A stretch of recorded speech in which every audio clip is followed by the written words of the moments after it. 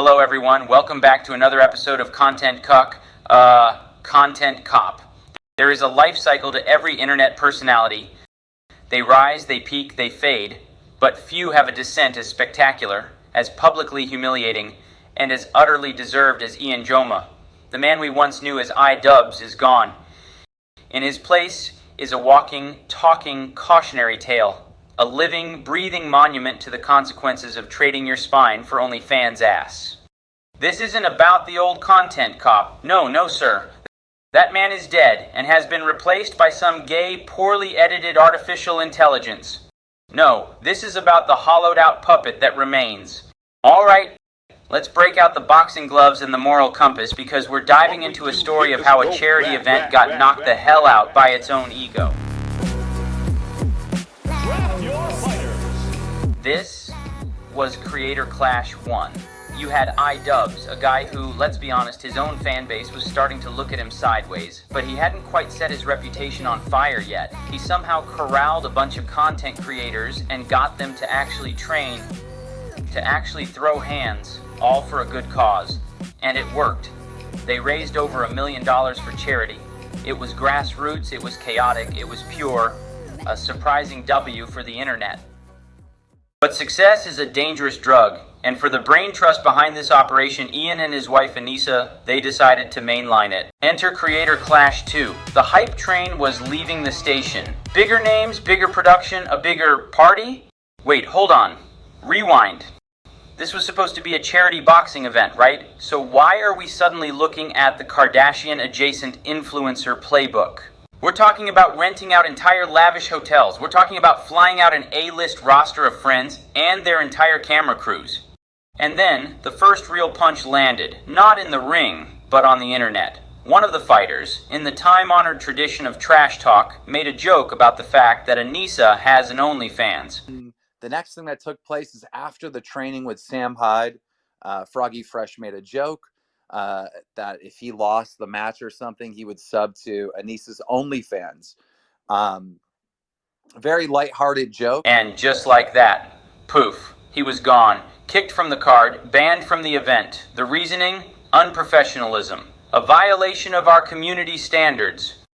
Right, because nothing says professionalism and community like creating a fake charity or selling pictures of your asshole online. But here's the kicker, the knockout blow. The moment the entire facade crumbled, after all the tickets were sold, after all the streams were bought, after all the lavish parties were thrown and the private flights were booked, how much money do you think went to charity? Zero. A cool, clean, absolute zero. They raised $1 million the first time, and this time, they couldn't even scrape together a penny for the cause. So Creator Clash 3 gets announced, and the backlash is immediate. It all starts with a single catastrophic miscalculation. The content cop on Ethan Klein, we'll get into this more a bit later, a move that fractured his own community, shattered trust with his closest allies, and made everyone think the same thing. That's fucking retarded. The foundation of Creator Clash was cracked before the first punch was even thrown. So what do you do when your house is on fire? You get out. Ian and Anissa made the call. They stepped down. They were no longer the stakeholders, the managers, the masterminds. They jumped from the ship, hoping it would stay afloat. Now, with this recent revelation that people are just going to use Creator Clash to attack Anissa and I have decided to step away from Creator Clash. We have relinquished control to our business partners who ran the previous two events. They're very capable. They know exactly what they're doing. The event, now a PR nightmare, gets postponed. June becomes October. High-profile names like Myth and the freaking epic mealtime guy, Harley Morenstein, look at this burning wreckage and say, you know what? I'm good. They pulled out. Can you blame them? Why attach your name to a sinking ship? They announced that 34% of the profits, originally allocated to Ian and Anissa, would be redistributed to the fighters. Oh, this is rich, publicly available information, folks. The receipts. For a charity boxing event, a cool 34% of the profits were earmarked for the organizers, for them. Let that sink in. While creators were busting their asses in the gym, talking about doing it for charity, the architects of the event had a nearly third of the pie-sized safety net.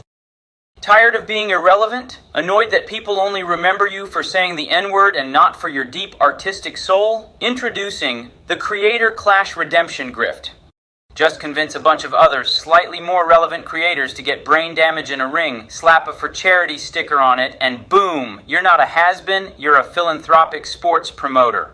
So here we are, the final nail in the coffin. Creator Clash 3 is officially canceled. Not postponed, not on hiatus. Canceled. All those creators who trained for months left with nothing but a story about the time they almost fought in the year's biggest digital disaster. Next on the agenda, what is a hypocrite? Is it someone who says one thing but does another? Sure, that's the dictionary definition. But in the grand, stinking coliseum of the internet, a hypocrite is something more. This is Anissa Jomhas. You know her. Maybe you know her from Twitch or from OnlyFans. Or more likely, you know her as the current wife of A.I.Dubbbz. Anissa rose to prominence not through any particular talent or charisma, but through the careful curation of her relationships. A strategic ascent, one popular streamer at a time. But with a tiny platform comes a tiny, yet mighty megaphone. And what has our girl Anissa chosen to broadcast to the world? Anybody can be beautiful at any weight. I think that people can be unhealthy at certain weights, but I still can admire and worship the human body in all forms, and maybe that's the artist in me, I don't know. Crash test rating on that car must be amazing. It's nice to know that the car can handle that kind of weight without denting. To our knowledge, it might have dented actually, who knows. From when I was about 12 years old until I was, I would say 17, I weighed around 170 pounds, varying in weight. And it wasn't until grade 12 that I felt a massive amount of pressure to start controlling what I ate. And I started eating very little, and I went from 170 pounds to 110 pounds. A day for about an entire month, so... What the fuck? You'd be dead! You would be dead! If you puke 10 times a day for a month, you would be dead! You wouldn't be alive, that's a lie! Ah, yes, the classic body-positive activist. So positive, in fact, she feels the need to police other women's bodies. She'll cry on stream about her own struggles with an eating disorder, then turn around and accuse another woman of faking hers. She criticizes women for showing too much skin, while her own streams often resemble a consultation at a plastic surgeon's office. Is experimenting on 10 children to obtain a cure for thousands of kids' lives justified? That's a really hard question, and I think if people are being 100% honest, they'd give you a different answer than what you're expecting. As terrible as the Holocaust was, obviously it was horrendous, and how disgusting the doctor was that did the experiments on people. Gay people, handicaps, twins. I think that's and obviously they were obviously Jewish. Or they did it on Jewish people. They found a couple of really groundbreaking discoveries through that experimentation. Ah, there it is. The experiments were beneficial talking point, a classic straight from the Nazi apologist playbook. So now we get to old Ian Jomhas. Overnight, the man who built his empire on N-word faggot jokes started talking like a gender studies major. The cuck meme isn't just about sexuality. It's about him surrendering his entire identity to fit some marketable woke brand. And what's the first thing a conquered man does? He betrays his old friends to prove loyalty to his new masters.